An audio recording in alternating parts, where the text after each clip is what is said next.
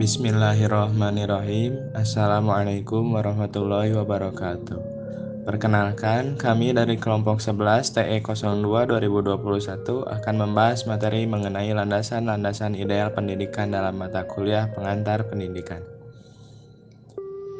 Apa itu landasan pendidikan? Landasan pendidikan adalah seperangkat asumsi yang dijadikan titik tolak dalam rangka praktek pendidikan dan atau studi pendidikan. Asumsi pendidikan tersebut berisi landasan pendidikan yang bersumber dari agama, filsafat, ilmu, dan yuridis. Landasan pendidikan berdasarkan sifat dibagi menjadi dua, yaitu landasan ideal pendidikan dan landasan faktual pendidikan. Berkaitan dengan pada topik kali ini yaitu mengenai landasan pendidikan, sebaiknya kita mengetahui dahulu tentang landasan ideal pendidikan. Landasan ideal pendidikan adalah seperangkat asumsi yang memberikan petunjuk tentang apa yang seharusnya mengenai pendidikan. Ideal yaitu apa yang diharapkan atau apa yang dicita-citakan agar tercapainya manusia yang diharapkan. Karakteristik dari landasan ideal pendidikan yaitu yang pertama, karakteristik normatif, bahwa landasan ideal pendidikan memuat asumsi atau prinsip yang mengatur bagaimana seharusnya pendidikan itu. Kedua, karakteristik perspektif, bahwa landasan ideal pendidikan memberikan pedoman tentang apa yang sebaiknya. Manfaat pendidik dan calon pendidik yaitu memberi pengetahuan tentang apa yang seharusnya dan dirumuskan serta dilaksanakan dalam pendidikan. Memungkinkan pendidik dan calon pendidik untuk membandingkan berbagai aliran atau teori ideal dalam pendidikan.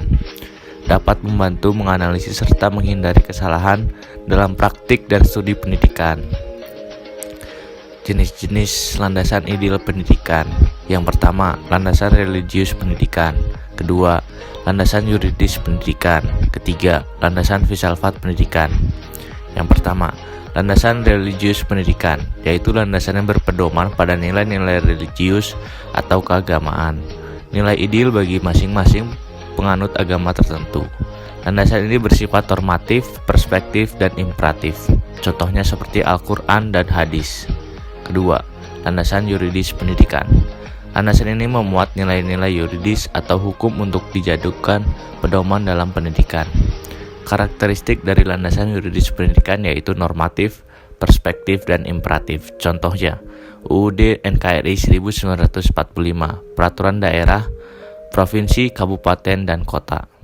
3. Landasan filsafat pendidikan, yaitu landasan pendidikan yang berpedoman pada filsafat dengan arti cinta pada kebijaksanaan. Contoh pada landasan ini, metode dialektik sangat diunggulkan, sedangkan bagi penganut pragmatisme lebih mengutamakan belajar melalui pengalaman. Karakteristik pada landasan filsafat pendidikan. 1. Komprehensif mendasar, yaitu mengkaji hal mendasar secara komprehensif. 2. Reflektif sistematis, merefleksikan pengalaman hidup secara sistematis.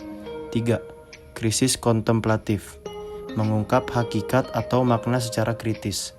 4. Yaitu mengatur bagaimana seharusnya. 5. Subjek paralelistik, yaitu dianggap benar bagi yang menganutnya. 6. Preskriptif, yaitu memberikan petunjuk apa yang sebaiknya.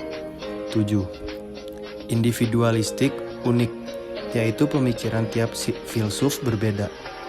Kesimpulannya adalah pendidikan selalu berkaitan erat dengan manusia dan hasilnya tidak segera tampak karena membutuhkan proses dan waktu yang panjang.